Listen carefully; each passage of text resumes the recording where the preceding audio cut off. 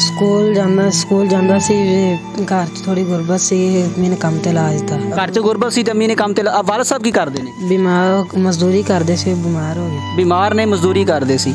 ਤੇ ਤੁਹਾਡੀ ਉਮਰ ਕਿੰਨੀ ਹੈ? 13 ਸਾਲ। 13 ਸਾਲ। ਤੇ घर की गुरबत की वजह से काम करने लग पे हो, कितनी दिहाड़ी लेंदे हो? रहीम, वॉइस ऑफ पंजाब के साथ मैं हूं हाफिज़ खालिद और आज है 1 मई। जैसा कि आप जानते हैं कि पूरी दुनिया के अंदर 1 मई मज़दूरों का आलमी दिन होता है। इस दिन को 1 मई 1886 शिकागो अमेरिका का एक शहर है, वहाँ पे हज़ारों मज़दूरों का कत्लेआम किया गया। उस दिन के बाद पूरी दुनिया के अंदर इस दिन को 1 मई यानी कि लेबर डे या मज़दूरों का आलमी दिन मनाया जाता है। इस दिन को पाकिस्तान के अंदर अगर देखा जाए तो बदकिस्मती के साथ कि गवर्नमेंट ने इस दिन को छुट्टी की हुई है। छुट्टी उन लोगों को है जो साहिब हैसियत हैं, जो सरकारी मुलाजम हैं, जिनको ऑलरेडी गवर्नमेंट ने सैलरी इस दिन की भी पे करनी है। लेकिन इस दिन काम के ऊपर कौन है? वो लोग हैं जिनके लिए ये दिन मनाया जा रहा है, यानी कि मज़दूर।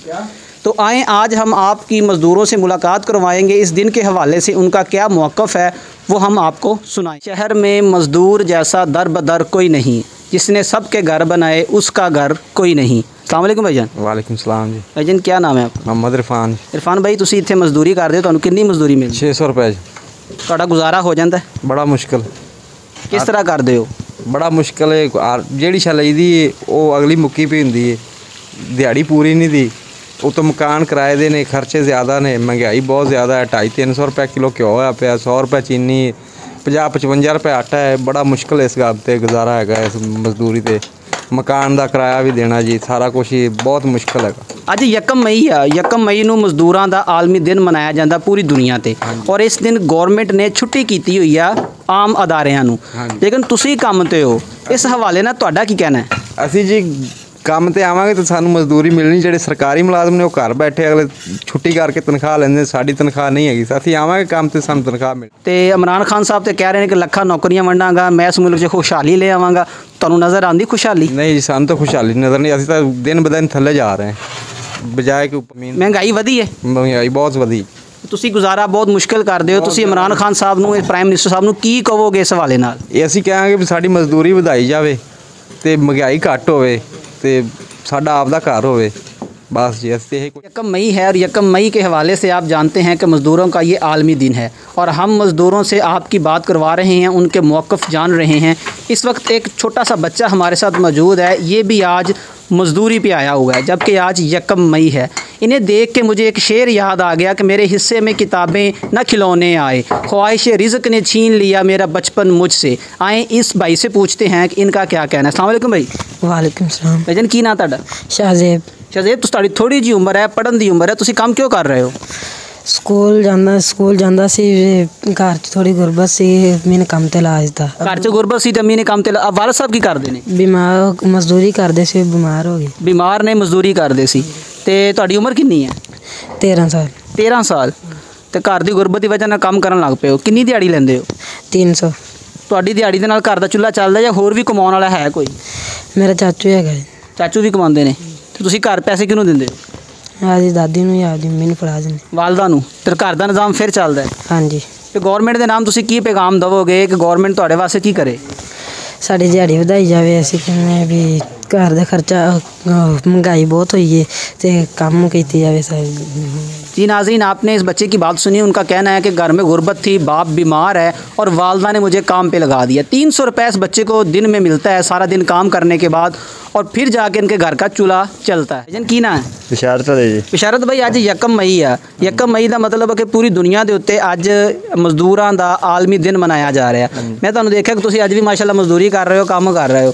तुहाडा इस दिन उत्ते छुट्टी बनती, जबकि गवर्नमेंट ने छुट्टी की है। तुहाडा इस दिन की कहना वा? कहना कि असीं अज भी काम ते ही हैं, तो हर चीज़ महंगी, जे ना करांगे दिहाड़ी तो कित्थों खावांगे असीं? इमरान खान तो कहंदा सी ना असीं भी सहूलतां ना पूरियां देवांगे, लेकिन हर चीज़ महंगी है। आटा जिहड़ा वो ना 70 रुपये किलो है, चीनी 100 रुपये किलो विक रही है, घ्यो जिहड़ा 280 रुपये किलो दे रहे हैं।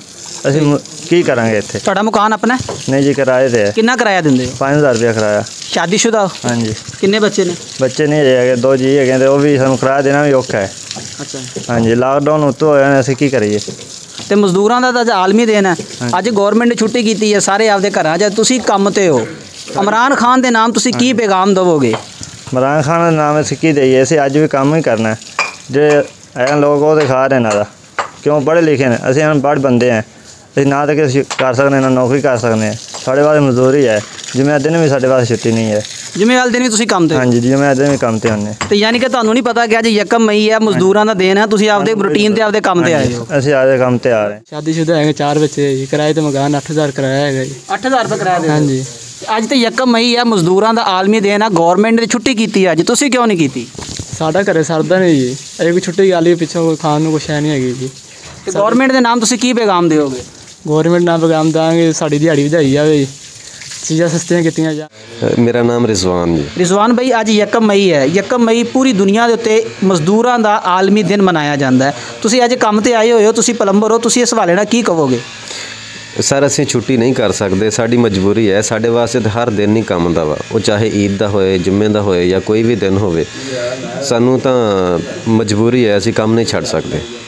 ਤੁਹਾਡੀ ਕਿੰਨੀ ਉਜਰਤ ਹੈ, ਕਿੰਨੀ ਮਜ਼ਦੂਰੀ ਹੈ? ਉਜਰਤ ਤਕਰੀਬਨ 1000 ਜਾਂ 800 ਰੁਪਇਆ ਪਰ ਡੇ ਬਚ ਜਾਂਦਾ ਵਾ, ਲੇਕਿਨ ਮਹਿੰਗਾਈ ਦੇ ਦੌਰ ਦੇ ਵਿੱਚ ਇਹ ਕੁਛ ਵੀ ਨਹੀਂ। ਕਿੰਨੇ ਬੱਚੇ ਨੇ ਤੁਹਾਡੇ? ਮੇਰੇ 3 ਬੱਚੇ। ਔਰ 1000 ਰੁਪਏ ਨਾਲ ਤਿੰਨਾਂ ਬੱਚਿਆਂ ਦਾ ਦਿਹਾੜੀ ਦਾ ਗੁਜ਼ਾਰਾ ਤੁਸੀਂ ਕਿਵੇਂ ਕਰਦੇ ਹੋ? ਸਕੂਲ, ਕਿਤਾਬਾਂ, ਸਾਰਾ ਕੁਝ, ਘਰ ਦਾ ਰਾਸ਼ਨ?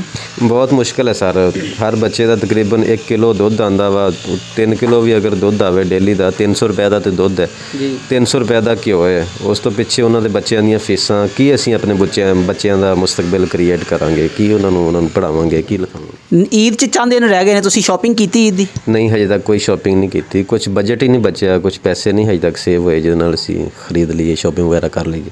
ਅੱਜ ਯਕਮ ਮਈ ਆ, ਮਜ਼ਦੂਰਾਂ ਦਾ ਆਲਮੀ ਦਿਨ ਆ, ਇਸ ਹਵਾਲੇ ਨਾਲ ਤੁਸੀਂ ਗੌਰਮੈਂਟ ਨੂੰ ਕੀ ਪੈਗਾਮ ਦਿਓਗੇ? ਗੌਰਮੈਂਟ ਵਾਸਤੇ ਇਹੀ ਪੈਗਾਮ ਆ ਕਿ ਗਰੀਬਾਂ ਵਾਸਤੇ, ਇਹਨਾਂ ਮਜ਼ਦੂਰਾਂ ਵਾਸਤੇ ਕੋਈ ਸਪੈਸ਼ਲੀ ਕੋਈ ਰਿਲੀਫ ਪੈਕੇਜ ਹੋਵੇ।